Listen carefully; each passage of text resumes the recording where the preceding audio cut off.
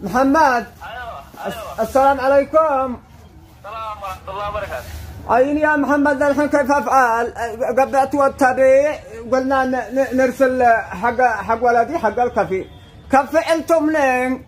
دخلنا قلنا نجلس مع يشتغل على دولة 3000 قالوا احنا دولة 3000 سعودي وحق الكفيل والكل انه يكون بس هذا يدي يدخله ديه صاحب ذي الشوح دي لا ديهم الفيز الحين الشوح دي لا ديهم الفيز الحين شعبين.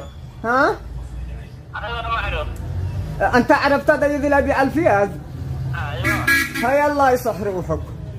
قلت لك الحين قبعت وتبيع الحين لازم درس الله من هناك ما انا ولا نقد ماذا الدخله حتى لا يدخل السعوديه ولا شيء يجلس يحيوط له ويصير ويجي ويجلس جنبي وكل على وياه الحاصل ماذا ما انا ما عرفتيش.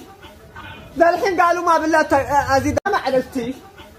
ذا الحين قالوا ما بالله ازيد ابيع التبيع نبرجي حق الكفاله. كيف ذا الكفاله كيف فعلتم مني؟ يا سيدي درستم بالوسط.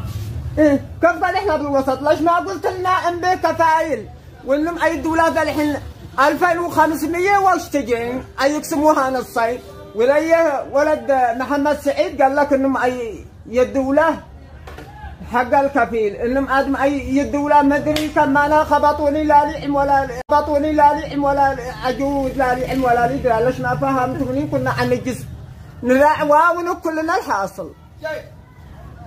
ها؟ كلنا نتدقى حتى حقنا كلهم يشتوا حق الكفالة من هنا. قال لك هو بالقصر وانت بين انت؟ انا موجود انا بالكولة.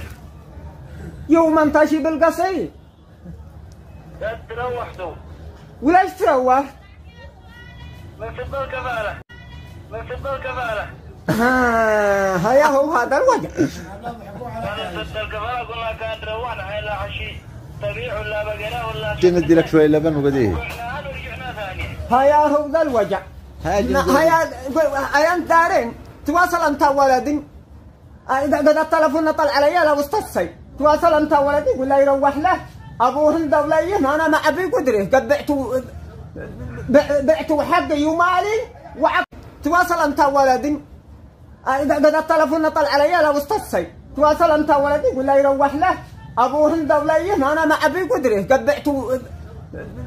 بعتوا حقي ومالي وعقب بقيت تبع لي دي انا كنت راكنه علي قد ارسلناها امس قالوا حق الكفاله ما عاد يشتريني يرجع يمحوط له يرجع يبتاع ويشتري ما عاد يشتريني. ايا مع السلامه يا محمد. لا جمعه والدوالة عندي ودي كفاله واحده. كان ما عاد ظل